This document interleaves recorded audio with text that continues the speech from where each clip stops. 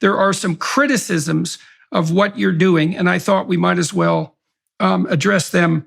Look, man, if I was coming across this for the first time, and in some ways I am, I've got two choices in front of me, don't I? I can either presume that you've discovered something that's ongoing and of tremendous significance, that's terribly dark, or I can assume that the difficult work that you had done for a decade, genuinely addressing these problems, has made you hypersensitive to a threat and willing to magnify it, and it would be easier just to ignore you as a consequence. Now, that would be the preferable outcome to such an investigation, wouldn't it? So you can, as you said, you can understand why people might want to avert their eyes from such a thing. So I'm going to walk through these criticisms, and maybe you could, you can respond to them, and we can get that out of the way.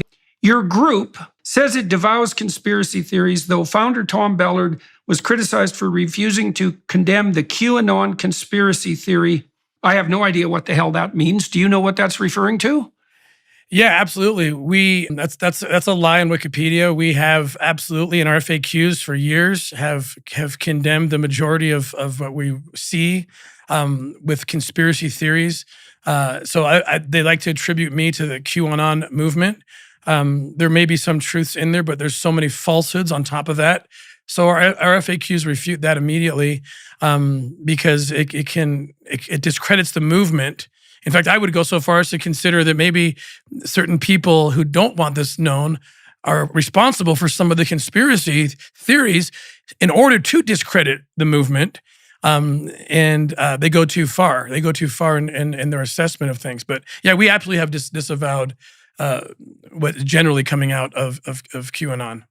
Yeah, well, it says, it's very vague on Wikipedia. It says to condemn the QAnon conspiracy theory. Well, I know perfectly well that there are more than one conspiracy theories, let's say, on QAnon, so I'm not even exactly sure what it's referring to. What is there a particular conspiracy theory that you were criticized for refusing to condemn? Do you have any more specific details about that? I mean, I'm not sure what exactly they're talking about. They might be referring to the fact that there's something called adrenochrome, where they're taking children's blood and devouring it and so forth. And I've explained my experience with that, and I just did in West Africa and other places. We've seen this in several parts of the continent of Africa, and it's very real. It's very real. This witch doctory. They take these children. They take their organs. They take their blood. They drink it. They take the genitalia of children and hang it over the rooftop of their businesses, thinking that the dark gods will bless them. These are real things.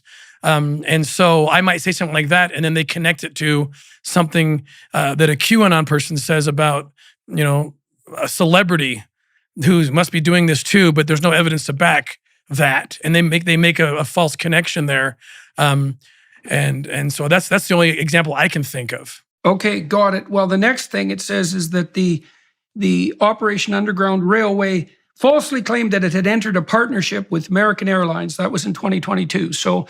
What do you have to say about that? Oh, that's a great one. So a PR firm who represented us made a deal with American Airlines. It came to us and said, "Shoot the video. They're going to put this video on your. They're going to put this video on their airlines." They shot the video of me. I just get a call from our PR company to put me in a studio. I give a video that I think I'm talking to the passengers for 1 month on American Airlines. Apparently, the deal fell through.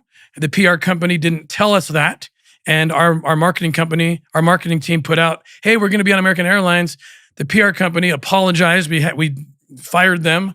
They said, "We can't believe we didn't get the message to you," and that was it. And of course, there's people that want so badly for us to be wrong or us to not do what we say we do. So they exploited that. I think that was a Vice magazine, very incredibly dishonest journal. I can't even call them journalists. The Vice magazine, they've done a series of hit pieces on us, and I encourage people to read it. Read Vice, because everything they say is so ridiculous and so dishonest. Right, yes. Well, and I do believe, if I remember correctly, that Vice has also declared bankruptcy in the last few weeks, and I can't imagine an organization more richly deserving. There was a 2021 follow-up article from Vice, but I don't think we're going to. I'll just read part of it because it's so ridiculous. Conflating consensual sex work with sex trafficking. Yeah, well, that's exactly the kind of Weasley, what would you call it, criticism that I'd expect from people who are trying to justify the sorts of behaviors that you are attempting to expose. Then there's a 2021 article in Slate criticizing a 2014 raid conducted by Operation Underground Railway in the Dominican Republic, saying that it was likely to have traumatized the trafficked children.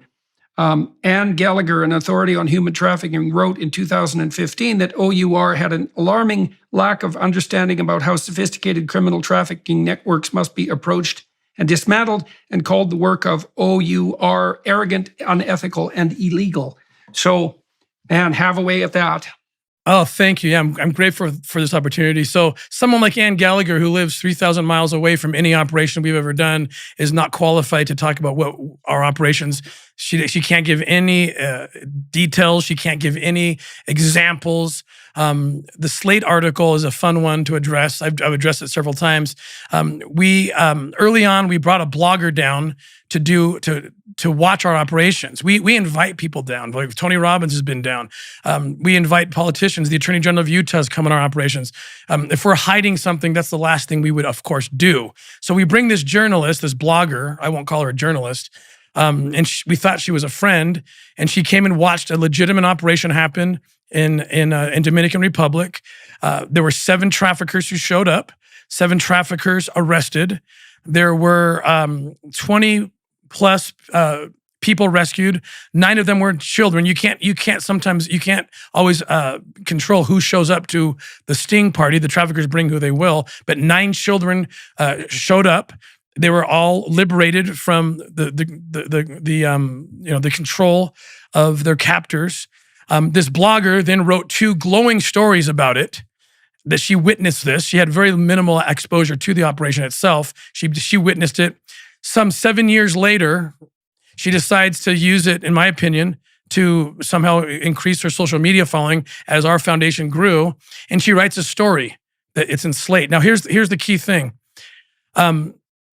9 children rescued, and 9 children had 3 years of aftercare services in this operation provided by International Justice Mission, one of the top authorities in aftercare and fighting human trafficking. 7 traffickers were not only arrested, but all 7 were convicted. So she chose the wrong case to criticize. Now, tellingly, if anyone's going to write a story about that operation, good, bad, or otherwise, and they leave out the part that says 7 traffickers were arrested and 7 traffickers were convicted, and 9 children were liberated and had 3 years of aftercare to heal them. If you leave that part out, either you are extremely incompetent as a researcher and writer, or you're a liar. Either way, the story has 0 credibility on that fact alone. Because she doesn't even report on those two essential elements. All right. Well, we've hypothetically dispensed with Vice, which of course is yeah, well, it's pretty funny that that's what they named their organization as far as I'm concerned. And we'll leave the Slate issue